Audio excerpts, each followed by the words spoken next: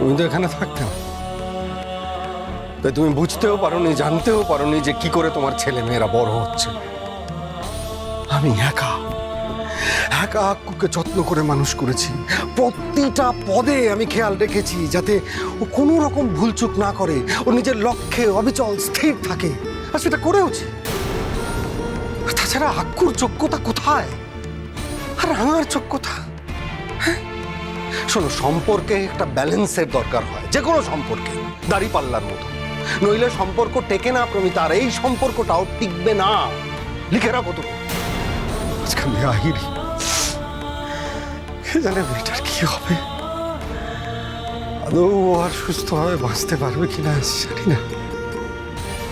তোমার এক গুয়েমে দিয়ে তুমি অল্প বয়স্ক তিনটে জীবন নষ্ট করে দিলে প্রমিতা।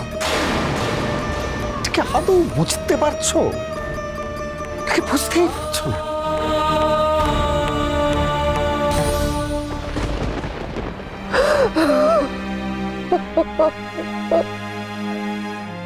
তুমি এভাবে বলো না, আমার এভাবে বলো। শোনো না, শোনো শোনো না, বিয়েটা তো হয়ে গেছে, বলো এখন তো আর কিছু করার নেই। এখন তো বিয়েটা মেনে নিতে হবে না বরং। তুমি দেখো সব ঠিক হয়ে যাবে, আমাদের সবকিছু ঠিক করতেই হবে, ছাড়া তো আর কোনো উপায় নেই। বিয়ে হয়েছে, বিয়ে কোনো ছেলে খেলা নয়, সবাইকে মানতে হবে, আহিরিকে বুঝতে হবে। আক্কুর সঙ্গে যখন রাঙার বিয়ে হয়েছে তখন আক্কুর স্ত্রীর মর্যাদা রাঙাকে পেতে হবে। সেটা যদি ও না পায়, যদি আবার অসম্মানিত, আমার বেঁচে থাকার আর কোনো মানে থাকবে না, কোনো মানে থাকবে না আমার বেঁচে থাকা। তোমার